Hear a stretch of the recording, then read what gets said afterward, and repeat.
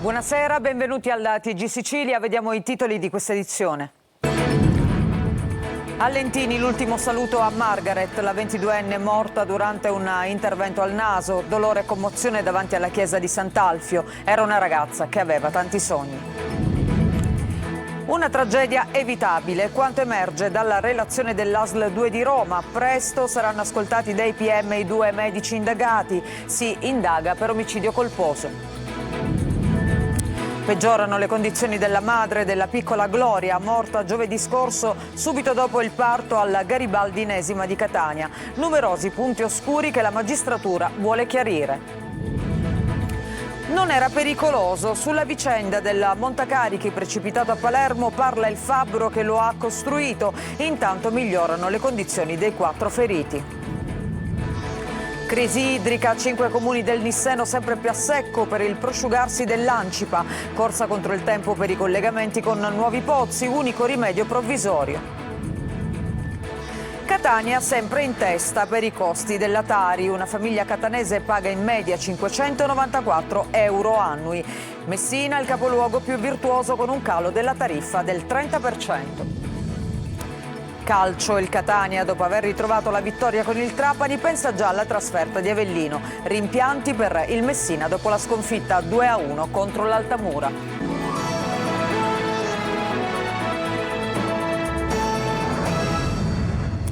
«22 rintocchi di campana accolgono il feretro di Margaret. Oggi a Lentini, funerali della giovane morta durante un intervento al naso in uno studio romano. La sorella Manuela dice: vedevi il mondo in un modo diverso. Lorena Dolci. Una ragazza molto educata, sempre puntuale a scuola, come ha detto la mia collega, una ragazza che aveva tanti sogni. Siamo molto dispiaciuti. Ricorda così Margaret, la sua professoressa del liceo classico Gorgia Vittorini di Lentini. Nella chiesa di Sant'Alfio, attorno alla sua bara bianca, ci sono anche gli ex compagni di classe increduli, i suoi colleghi di lavoro della RSA, tanti giovani amici della famiglia molto conosciuta in paese, stretti in un abbraccio attorno a mamma Loredana, al papà Giuseppe e alla sorella Manuela, che hanno chiesto di rispettare il loro dolore. Le telecamere restano fuori a raccogliere ricordi commossi, come quello dell'amico del fidanzato Salvatore. Era sconvolto da questa situazione qua. Margaret era meravigliosa. A volte eventi della vita ci travolgono facendoci riscoprire tutti più fragili, ha detto don Maurizio Pizzo, che ha celebrato i funerali. Non ti ho mai sentito parlare male di qualcuno o giudicare, tu vedevi il mondo in un modo diverso, ha ricordato tra le lacrime la sorella. 22 rintocchi di campane, tanti quanti i suoi anni, accolgono l'uscita del feretro.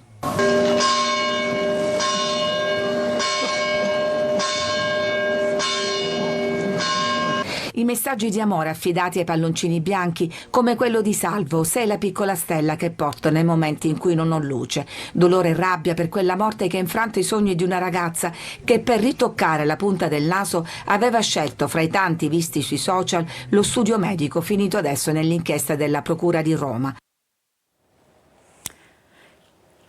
E a proposito dell'inchiesta, saranno ascoltati presto dai PM i 2 medici indagati appunto per la morte di Margaret. Si indaga per omicidio colposo. Intanto l'Ordine dei Medici ha aperto un fascicolo ed è stata anche annunciata un'interrogazione parlamentare. Orazio Longo.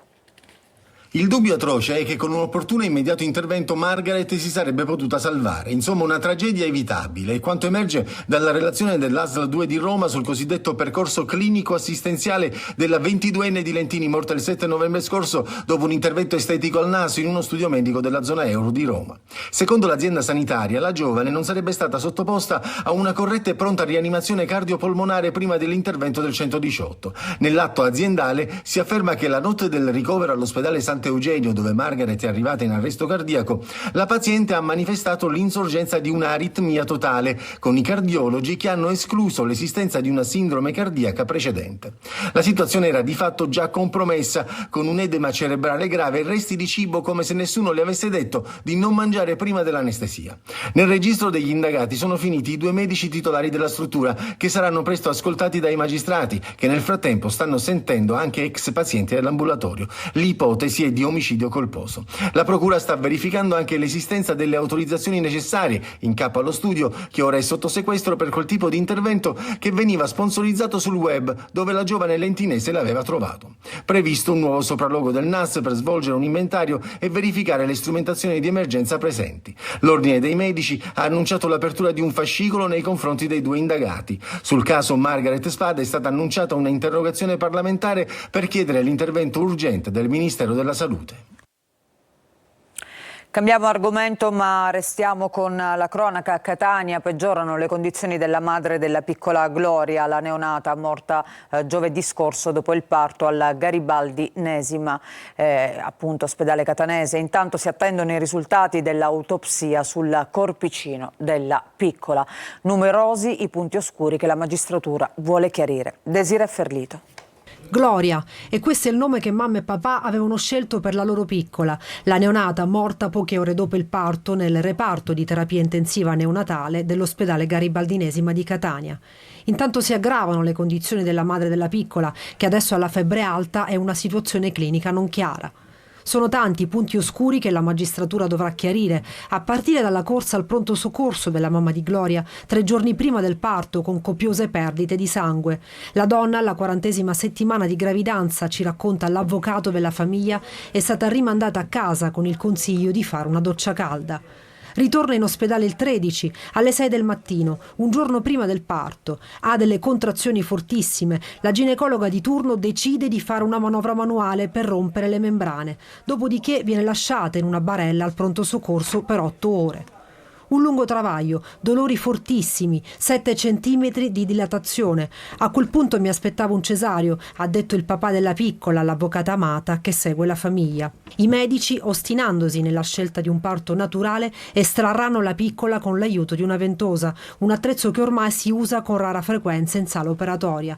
La piccola Gloria, apparsa subito cianotica, morirà nella culla termica nel reparto di terapia intensiva neonatale dell'ospedale Garibaldinesima, prima di conoscere il mondo, prima di riabbracciare mamma e papà, intravisti solo per pochi istanti dopo il parto. Nei prossimi giorni sarà nominato un medico legale per eseguire l'autopsia, essenziale per conoscere le cause della morte della piccola Gloria. L'ospedale Garibaldi ha aperto un'indagine interna per fare chiarezza sulla vicenda.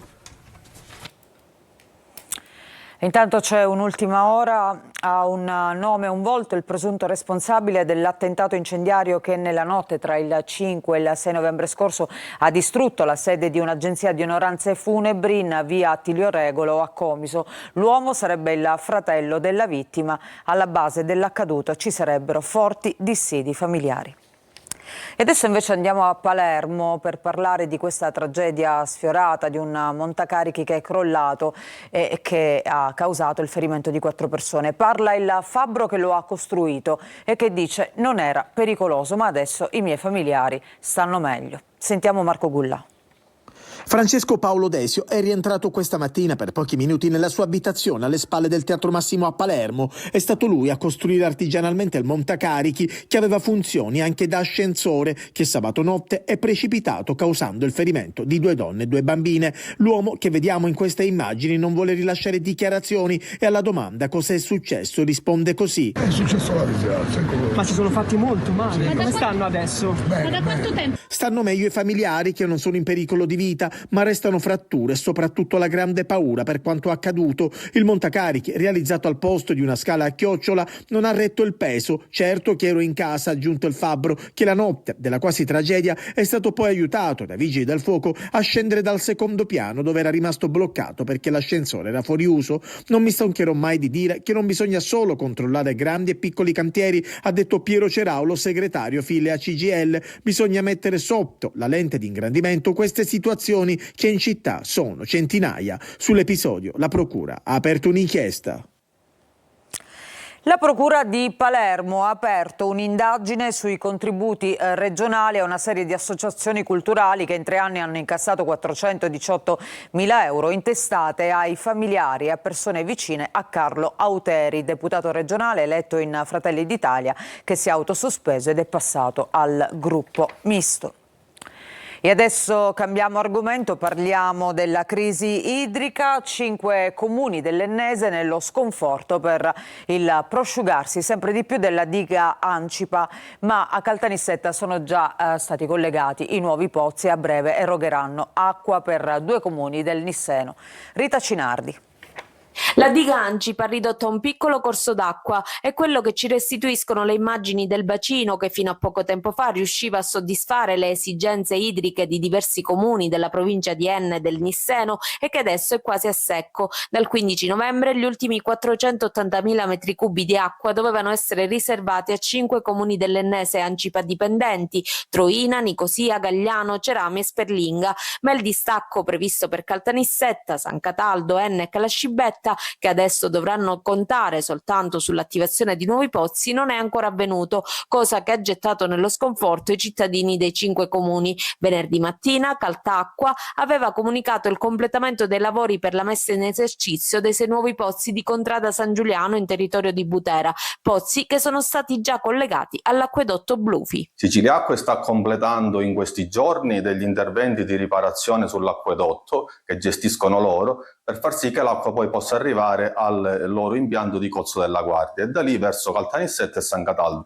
Quindi noi siamo in attesa che loro provvedano a rifornire i comuni di Caltanissetta e San Cataldo con le risorse che provengono dai pozzi in luogo di quelle che provengono dall'invaso Ancipa.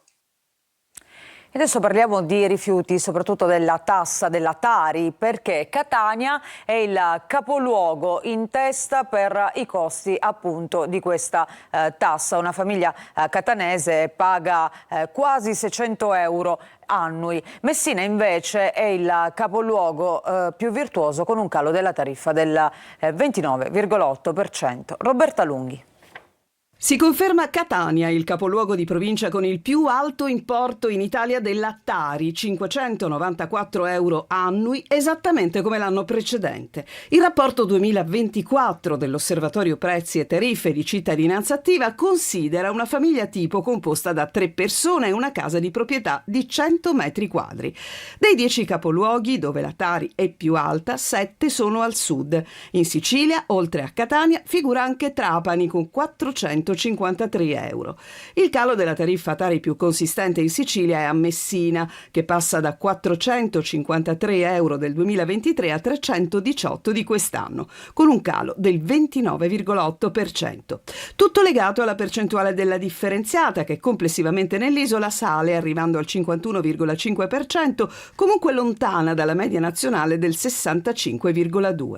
A pesare in negativo, Palermo ferma al 15,6% e Catania, dove il dato di riferimento di cittadinanza attiva del 22% è stato ampiamente superato ed è attualmente condizionato da attività di sensibilizzazione sul territorio, come conferma l'assessore Massimo Pesce. Grazie alle nuove aperture di isole ecologiche e ad una crescente sensibilità dei cittadini, la situazione migliora. Siamo a circa il 37% di raccolta differenziata, questo ci fa ben sperare per il futuro. Le città capoluogo, che quest'anno hanno avuto il maggiore aumento percentuale della Tari, in tutto 83, sono guidate da Caltanissetta con un più 24,1%. Restiamo a Catania per parlare di rifiuti, amara sorpresa per chi si reca nei centri di raccolta per scaricare scarti edili. Impossibile infatti consegnarli per la chiusura della piattaforma di Belpasso. Per il comune un'altra gatta da pelare. Tonino De Mana. Bisogna tornare indietro. Siamo impossibilitati a scaricare perché dice che non si può scaricare, che ci sono le piattaforme piene del materiale. Adesso cosa? Adesso dobbiamo andare a casa e dobbiamo aspettare domani quando si libera qualcosa per poter ricominciare a lavorare. Dietro front, chi arriva al centro di raccolta di via Fratelli Cairoli per conferire materiale inerte è costretto a tornarsene a casa, portandosi indietro tutto il carico. Insomma, un viaggio a vuoto. L'isola ecologica c'è, è bella e funzionale, ma gli scarti edili non possono essere presi dal personale Gema perché la piattaforma di Belpasso, unica autorizzata dal comune di Catania, è chiusa per manutenzione, con tempi imprecisati per la riapertura. Un'altra gatta da pelare per l'assessorato all'ecologia che sta pensando a soluzioni alternative. Uno stop che molti catanesi hanno accolto con stupore, specie dopo i messaggi del sindaco Trantino che invitava la cittadinanza ad utilizzare le isole ecologiche. A fare scaricare tutte cose, quando la città non si pulizia mai. Il problema riguarda tutte le isole ecologiche gestite dal Comune di Catania e sono tante le segnalazioni al numero di WhatsApp 342 74 55 005. È amareggiato Francesco, uno dei tanti a rivolgersi alla nostra redazione. Ho fatto le mail venerdì scorso, non ho avuto alcuna risposta, ho specificato nelle mail che la mia segnalazione è la segnalazione di un cittadino attivo che voleva contribuire a rendere la città più ordinata e più pulita. L'auspicato cambiamento in tema di rifiuti, al di là dei proclami, subisce un'altra battuta d'arresto. Le misure adottate dalla città metropolitana di Catania mostrerebbero gravi carenze sia nell'attuazione sia nel monitoraggio delle politiche di forestazione finanziate dall'Unione Europea. Lo dice in una nota Giuseppe Antoci, europarlamentare del Movimento 5 Stelle, che ha presentato un'interrogazione alla Commissione Europea a seguito della morte di centinaia di alberi e di un presunto spreco di 460.000 euro di fondi del PNRR nel capoluogo etneo. Via il cognome dei padri violenti. Arriva in Parlamento una proposta di legge di Forza Italia per aiutare i figli. L'iniziativa parte dalla richiesta avanzata dalla mamma e dai fratelli di Laura Russo, uccisa dal padre 10 anni fa a San Giovanni La Punta. Luca Ciliberti. In memoria di Laura Russo, ammazzata a coltellate nel letto di casa dal padre Roberto il 22 agosto del 2014, l'uomo è stato condannato all'ergastolo definitivo nel 2019. In questi giorni arriva in Parlamento una proposta di legge che prende spunto dall'efferato omicidio di San Giovanni La Punta e porta la firma dell'onorevole Katia Polidori di Forza Italia. Io ho raccolto il grido di dolore di questa famiglia siciliana e l'ho trasformato in una proposta di legge che mira ad ampliare le persone che possono richiedere il cambio di cognome, quindi parenti fino al secondo grado, valida anche post mortem, questa è la novità, ed è ovviamente una legge retroattiva. L'idea è quella di recidere con il cambio di cognome anche l'ultimo filo che tiene legati ai figli quei padri assassini.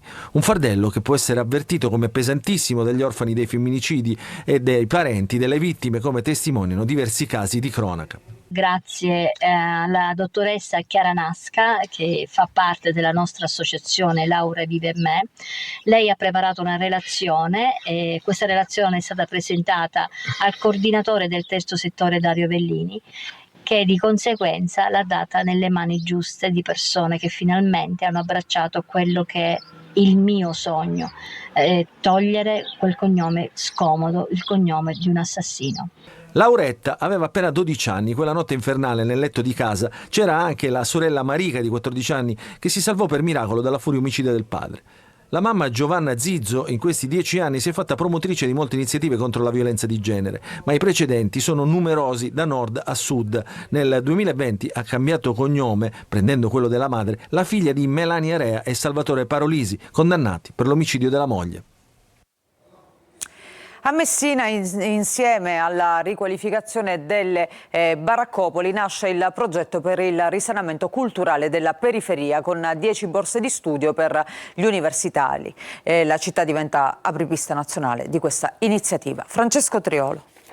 Dal risanamento abitativo a quello culturale, il processo è contestuale. Il progetto Rinascimenti, promosso dall'Associazione Nazionale Scuola Italiana, l'Ufficio Commissariale per il Risanamento e il Comune di Messina in partnership col gruppo Multiversity, viaggia in quella direzione. Nascono così 10 borse di studio da 6.600 euro per conseguire una laurea triennale che sono state assegnate da altrettanti giovani che hanno vissuto o continuano a vivere in una delle tante baraccopoli di Messina. È una iniziativa pilota, forse unica nel suo genere, ma che vuole rappresentare un seme per abbattere le barriere socioculturali ed economiche che spesso hanno impedito ad un giovane meritevole ed in condizioni di disagio di proseguire gli studi. Una nuova tappa, un nuovo tassello che alcuni anni fa era impensabile, cioè abbiamo capito che dentro queste aree da risanare fisicamente ci abitano anche delle persone che vanno accompagnate e aiutate. Lo studio che abbiamo commissionato e fatto attraverso i ragazzi dell'Estate addosso ci ha consegnato una povertà educativa incredibile. Si tratta di un'occasione importante, di un'occasione di riscatto, di crescita, di una trasformazione possibile e della costruzione di un futuro diverso da quello che si era immaginato per loro, no? Dall'uscita da una condizione di disagio alla possibilità di costruire piano piano insieme a noi un futuro possibile, un futuro che poi diventa una luce di speranza per tutti coloro i quali vorranno seguire loro come esempio. Dallo studio portato avanti nell'ambito del risanamento è emerso come spesso i ragazzi che abitano in baracca o in contesti particolarmente degradati non arrivino nemmeno al diploma, ma lasciano gli studi non appena è consentito, ovvero a conclusione del biennio delle superiori, perdendosi per strada, vittime proprio della povertà educativa. Ci fermiamo per una breve pausa, tra poco la nostra pagina dedicata al calcio, la Serie C con il Catania che si prepara per la prossima sfida contro l'Avellino e poi il Messina che ha perso a Bari. Tutto questo a tra poco.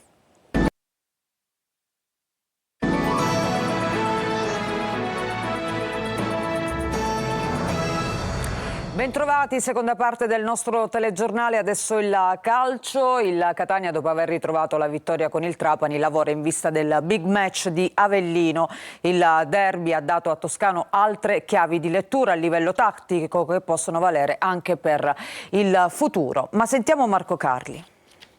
Il pareggio fra Benevento e Avellino, con i padroni di casa che chiudono sul 2-2 quasi al 90° con questa rete di Viviani, accorcia la classifica in vetta, rintuzza il tentativo di fuga della capolista, un punto nelle ultime due, e certifica, cosa risaputa peraltro, come l'Avellino, che stava quasi per portare a casa la vittoria, rappresenti, nonostante i 2 punti raccolti nelle ultime 3, un'ulteriore verifica ad alto livello per il Catania, che intanto guarda a se stesso e, come chiedeva Toscano, lo fa con fiducia. Il risultato, come sempre, fa tutta la differenza del mondo, nei giudizi ma anche nel modo di affrontare la settimana che segue, e gli etnei, dopo il derby col Trapani e in vista del match di sabato al Partenio, stanno certamente meglio. La gara rossa-azzurra con i Granata, oltre agli attributi per cui si è complimentato Toscano con i suoi ragazzi, ha mostrato anche altro, tatticamente ad esempio con la posizione di stop da trequartista alle spalle di 2 punte, oppure un Gega che ha testimoniato di essere valido come alternativa e non solo per la difesa.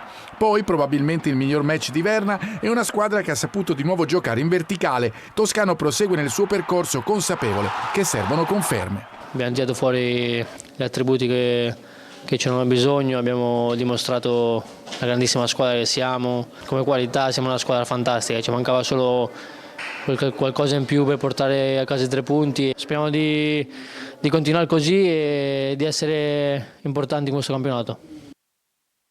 Rimpianti invece per il Messina dopo la sconfitta per 2-1 a Bari contro l'Altamura, ma la squadra giallorossa deve recriminare soprattutto per aver regalato il primo tempo ai pugliesi. Francesco Triolo. Passare dalle recriminazioni all'analisi il prima possibile, perché ciò che preoccupa della sconfitta del Messina a Bari contro l'Altamura è stato l'atteggiamento della squadra nel primo tempo inesistente, e solo dopo aver preso 2 berle si è svegliata grazie ai cambi dell'intervallo. Ma quello che non è andato giù al Messina sono state diverse decisioni dell'arbitro Diop. La lettura dello scontro tra Crapicas e Garofalo sul primo gol dei pugliesi, il rigore per il tocco di mano di Manetta sulla giocata involontaria di Lia, il mancato rigore concesso nel recupero dopo l'entrata scomposta di Bumbu su Ortisi. Una gara dove sicuramente potevamo fare meglio il primo tempo, ma non è stato un primo tempo regalato, perché io credo che gli episodi sono stati veramente decisivi oggi. Su chi ha commesso errori purtroppo ha inciso molto. Secondo me la squadra oggi non meritava di perdere assolutamente. Il secondo tempo sicuramente è stato un secondo tempo arrembante dove meritavamo il pareggio.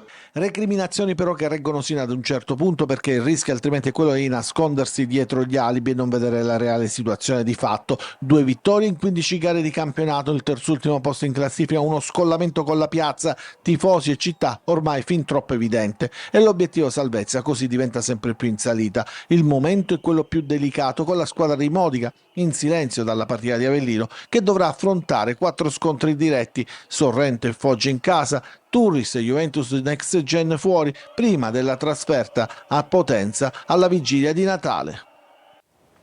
E con questo servizio noi ci fermiamo, grazie per averci seguito, il TG Sicilia termina qui, a tutti voi una buona serata.